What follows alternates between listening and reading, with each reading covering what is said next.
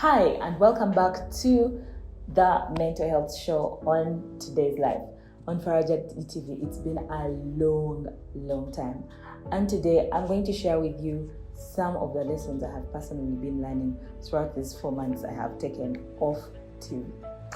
So the first lesson, I call these lessons survival mechanisms, because I believe that's what helped me survive this whole 4 months without talking to you guys, because this show is like therapy. So today I came and told you there are like 6 things.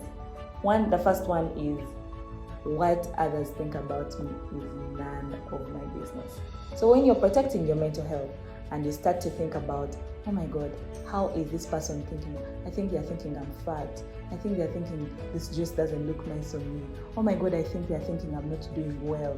If you focus on things like trivial things like that, they are going to slowly degenerate your mental health, and before you know it, it's going to be causing you anxiety, it's going to be causing you depression. The second lesson I have learned is that rest is a very essential part of my day-to-day life. I should be able to rest. I should be able to allow myself, my body, to rest. You can rest from thinking emotionally. Going on your bed and looking in the sky and planning your day tomorrow is not part of rest. No.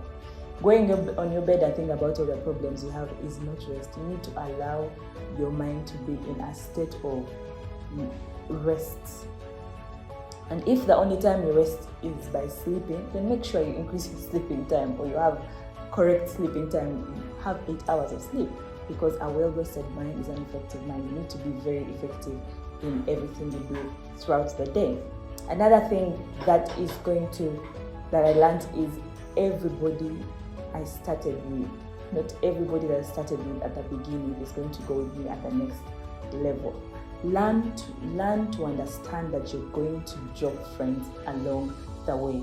The fact that your friend is not moving at the same pace as you should not stress you out, because the moment you think about the fact that, I need to match up to my friend who is down there, then you match up to the one I am at the same level with, you're going to be straining your mental capacity, but then also your emotional capacity to accommodate these people. You need to accept that you can outgrow some friends, not because they are bad, but because you have outgrown these friends according to the level of growth you have. The fourth one is, struggling does not mean failure. I mean, every single successful person in your life, or even Mark Zuckerberg struggled. I mean, even Bill Gates struggled. So this is, whenever you see yourself struggling, don't start thinking, oh my God, I'm a failure. I think people are not struggling. Every single person is fighting a battle you don't know about. Every single person is struggling to make ends meet. Everybody is struggling to survive. So you need to accept that, you know what, this is part of my journey. I'm struggling, I am not failing, and keep the hustle going. Then the second last thing is that I have a right to change my mind with no explanation.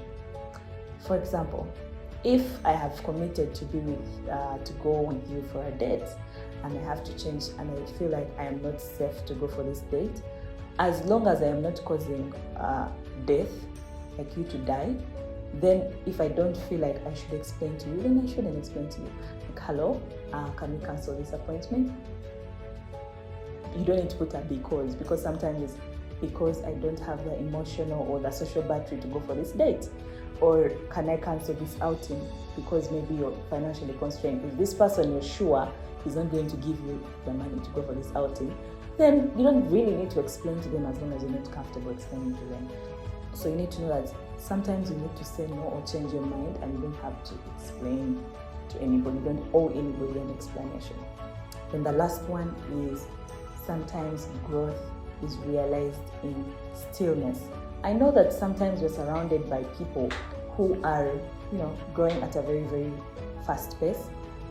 They're going at a very fast pace, and maybe we feel like, for us, we are not moving. How come for me, I'm not going to work every morning like everybody? How come I don't have a 9 to 5? How come nobody is, calling me for work? How come for me I have to stay at work? How come me I have to wait for my graduation for me to have a job? It's okay. You are growing, and it can happen in a season of stillness. In fact, for people who take so many steps, they can only realize very fast. They can realize either very fast or a very big distance with less impact. While for you who is paying attention to your season of stillness and growing in your season of stillness, you realize impact in a longer time, but it is there. It is there, and everybody has different growing points.